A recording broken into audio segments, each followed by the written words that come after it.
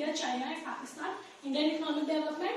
In previous class we discussed about common success story of India, China, Pakistan, strategy growth, structural growth of India, China, Pakistan, GDP growth of India, China, Pakistan, demographic profile of India, China, Pakistan, and human development of India, China, Pakistan. Now, common failures of India and Pakistan.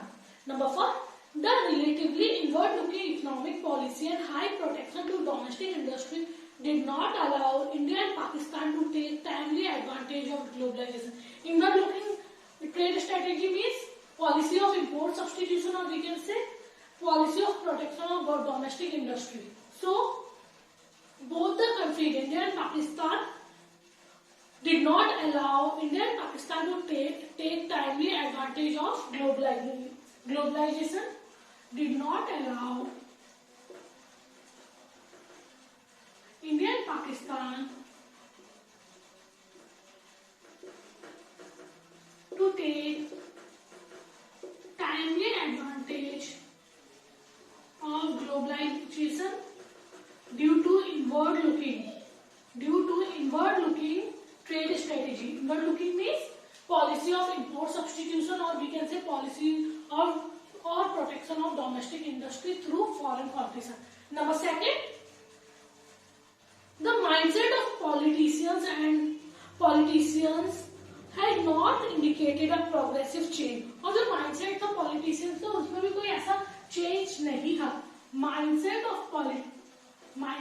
politician had not. So mindset of politician had not indicated a progressive change. कोई progressive change नहीं था. वो लोग बस अपने फायदे के बारे में सोचते थे, कंट्री के फायदे के बारे में कोई नहीं सोच रहा था. चाहे वो इंडिया की बात हो, चाहे पाकिस्तान. आप अभी भी देखते हैं ममता बनर्जी हुई है, आप बोल सकते हैं इमरान खान, ये सब लोग अपने फायदे के बारे में सोचते हैं as compare to public and instead of public. Number 3, private sector has thrived more on contracts, bribes, loans from public financial institution. और प्राइवेट सेक्टर में भी क्या देखा जा रहा है, वो लोन्स ले रही है, ब्राइब्स ले रही है, रिश्वत ले रही है from public financial institution. So private sector has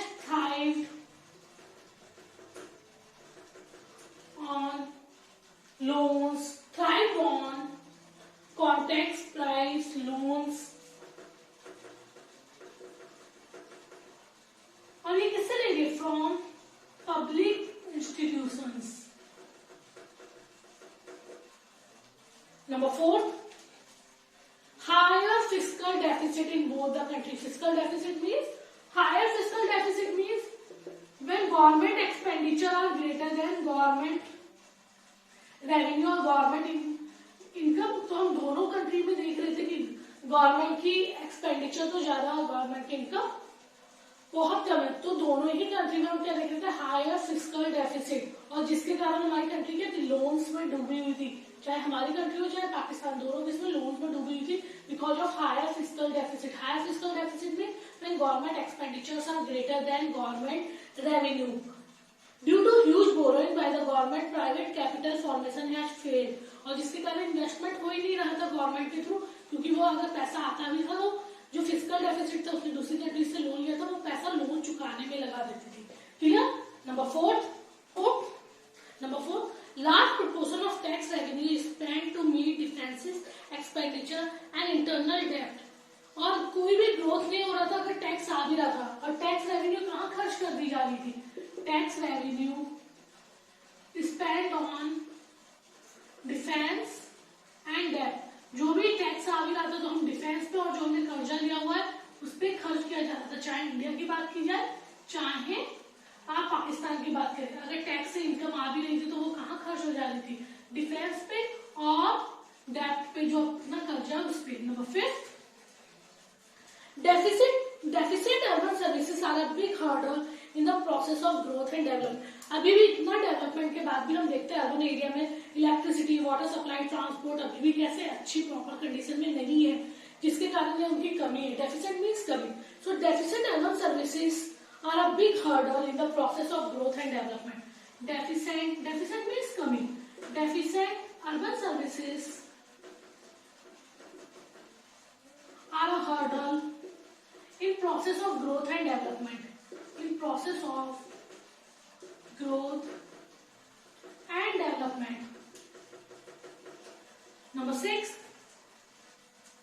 The politicians are yet to provide a sincere and strong leadership focusing on social welfare. मतलब अभी भी ऐसी लीडरशिप नहीं थी कि जो सोशल वेलफेयर पे ध्यान दे इंस्टेड ऑफ अपने फायदे के बारे में सोच के.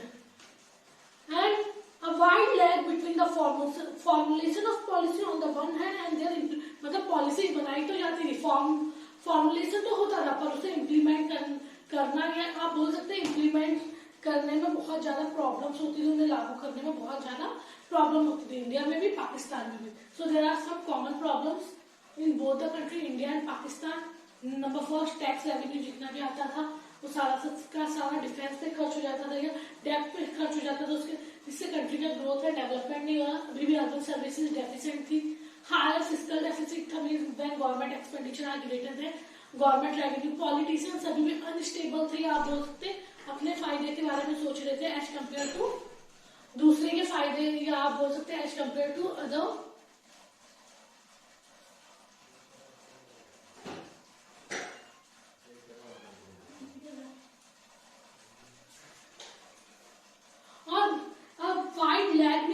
Between the formulation of policy and implementation of policy. मतलब पॉलिसीज बनती तो थी पर इम्प्लीमेंट या लागू होने में मतलब बहुत ज्यादा दिक्कतें होती थी. तो there are some common failures of India and Pakistan. Now next topic, areas where India has an edge of Pakistan. मतलब इंडिया पाकिस्तान में कहाँ कहाँ आगे था. In the area of skilled man power and research and development institution India is better than Pakistan, a better place than Pakistan. So in the area of skilled manpower, institutions or research center,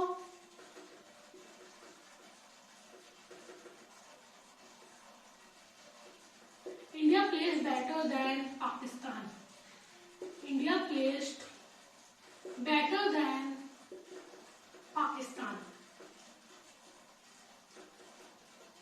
So in the field of skilled manpower or research institution and development institution, India is better placed than Pakistan. Number 2, human capital formation in India has emerged as a much more significant determinant of growth than in Pakistan. Human capital formation की बात करें तो वो भी पाकिस्तान के comparison में हमारे India में अच्छी है, जहाँ ह्यूमंस पे इन्वेस्टमेंट किया जाता है. पाकिस्तान में इतना इन्वेस्टमेंट नहीं किया जाता है इंसानों पे जितना इंडिया में किया जाता है. Number 3, India has shown a remarkable breakthrough in the export of software and software enabled services after economic reforms of 1991. Pakistan is far behind. Software की बात करें तो उसमें भी इंडिया आगे है as compare to Pakistan. Software means computers वगैरह में. Countries excel in the area of defense technology, space research, electronics and avionics, genetics, telecommunication, etc. Pakistan is way behind. मतलब जो इंडियन साइंटिस्ट हैं उन्होंने new technology, defence technology, space research सब में आगे है. डिफेंस टेक्नोलॉजी और we can say electronics, space research, electronics, space research,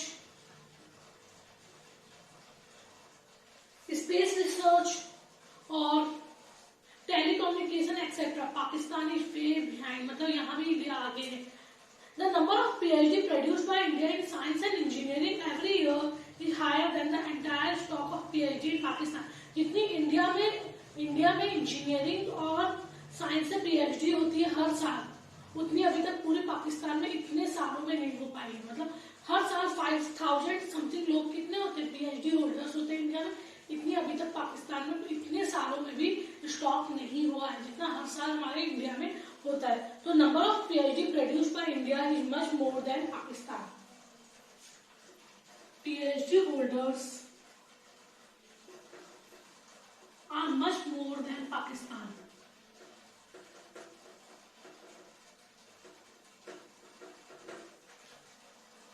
Number 5, India also has a better record of investment in education, the adult literacy rate, female literacy rate, etc.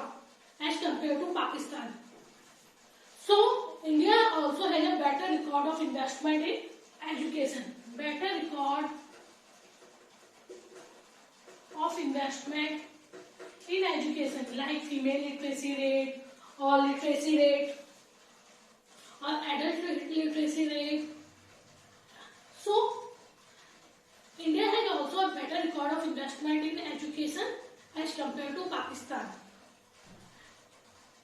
Rapid decline in fertility rate, population growth in India has been slashed to 1.17%, while in Pakistan it continues to be held high at 1.43% per annum. अगर population की बात की जाए तो India में population को थोड़ा control किया गया और 1.17 मतलब इसका एक एवरेज माना गया, इतनी बढ़ रही है। और अगर पाकिस्तान की बात करें तो 1.43, तो यहाँ भी इंडिया आगे है। इशूज ऑफ हेल्थ फैसिलिटीज की बात करें तो हेल्थ फैसिलिटीज में हमारी इंडिया आगे है पाकिस्तान से। क्लियर? नेक्स्ट टॉपिक, एरिया में Pakistan has an edge over India, means Pakistan कहाँ आगे है इंडिया से। So Pakistan has achieved better results with regards to migration of workforce from agriculture to industry. Means urbanization. Urbanization means shift from rural area to urban area. इस field में पाकिस्तान अच्छा है as compared to India. मतलब हमारी country में कम लोग गांव से शहरों में आए हैं, पर पाकिस्तान की बात की जाए तो अर्बनाइजेशन ज्यादा है। आप बोल सकते हैं कि ज्यादा लोग गांव छोड़ के शहरों में आए हैं, अर्बन एरियाज में आए हैं। सो नंबर फर्स्ट अर्बनाइजेशन में पाकिस्तान आगे। Number second, by reducing BPL population to 29.5%, Pakistani growth strategy है जब better human face than that of India. BPL की बात करें, लो पॉवर्टी लाइन की बात करें तो वहां भी पाकिस्तान की कंडीशन अच्छी है अपनी कंट्री की। हमारी कंट्री में वर्ल्ड के 50% गरीब रहते हैं, तो हमारी कंट्री की condition as compare to Pakistan ज्यादा खराब है बीपीएल में, low poverty line. Number third, efficiency of investment has been higher in Pakistan. Investment की जो एफिशिएंसी है वो भी कहाँ ज्यादा है, पाकिस्तान में। So efficiency of investment, so efficiency of investment has been higher in Pakistan as compared to India. Clear? Last topic, China edge over India means China कहाँ का इंडिया से आगे। Number first, Chinese reform process began more comprehensively during the 80s when India was in the midstream of slow growth process. तो China कहाँ कब से GDP उसका बढ़ने लगा था 80s से, और उस टाइम इंडिया का ग्रोथ बहुत ज्यादा लो था। तो द चाइनीज रिफॉर्म प्रोसेस, और हमारा रिफॉर्म कब हुआ 1991 में after LPG. So Chinese reform process began more comprehensively during the 80s when India was the mid stream of slow growth process. और उस टाइम इंडिया का कैसा था, प्रोसेस बहुत ज्यादा स्लो था। Even when the reform process was actively persuade in the 90s, और मैंने अभी बताया कि हमारा जो ग्रोथ प्रोसेस था वो कब शुरू हुआ 90s में। India focus more on GDP growth in contrast to Chinese initiative of focus on poverty alleviation. जो इंडिया थे वो किसके चक्कर में पड़े हुए थे, जीडीपी ग्रोथ के। वही चाइना वाले किसके, पॉवर्टी एलिवेशन या रिमूवल ऑफ पॉवर्टी। तो वहां जीडीपी ग्रोथ को बढ़ाया जा रहा था इंडिया में, पॉवर्टी नहीं देखी जाती थी कितने लोग गरीब है। तो चाइना का मेन मकसद था रिमूवल ऑफ पॉवर्टी या पॉवर्टी को रिमूव करना। While rural poverty in China declined by 85%, in India it declined by only 50%. तो धीरे धीरे चाइना की जो पॉवर्टी एलिवेशन या पॉवर्टी रिमूव हुई 85% इन 90, और वहां इंडिया की बात करें तो कितनी रिमूव हुई 50%। तो यहाँ चाइना आगे है इंडिया से। आप बोल सकते हैं पॉवर्टी मिटाने या रिमूवल ऑफ पॉवर्टी की फील्ड में चाइना आगे है इंडिया से। Number second, the restructuring of the Chinese agriculture went a long way. It abolished communal system of farming. Instead, households were allotted land for individual cultivation through ownership of land remained with the state. This brought about a radical transformation in agriculture. In India, agriculture reform have been far less effective than in China. China में क्या हुआ, agriculture में तरह तरह के reforms हुए, हर बंदे को, हर फार्मर्स को इंडिविजुअल लैंड अलॉट कर दी गई। पर इंडिया में ऐसा कुछ भी नहीं हुआ था, या इंडिया की जो भी पॉलिसीज थी वो चाइना से खराब थी। तो बेटर एग्रीकल्चरल पॉलिसी, इसमें भी चाइना आगे था इंडिया से।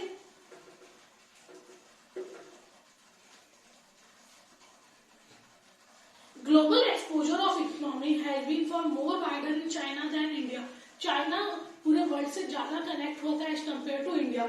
China allowed foreign investor 100% equity investment. It allowed the foreign investor freedom to hire and fire the workers. It also offered them a lucrative infrastructure. तो China allowed foreign investor 100% equity investment.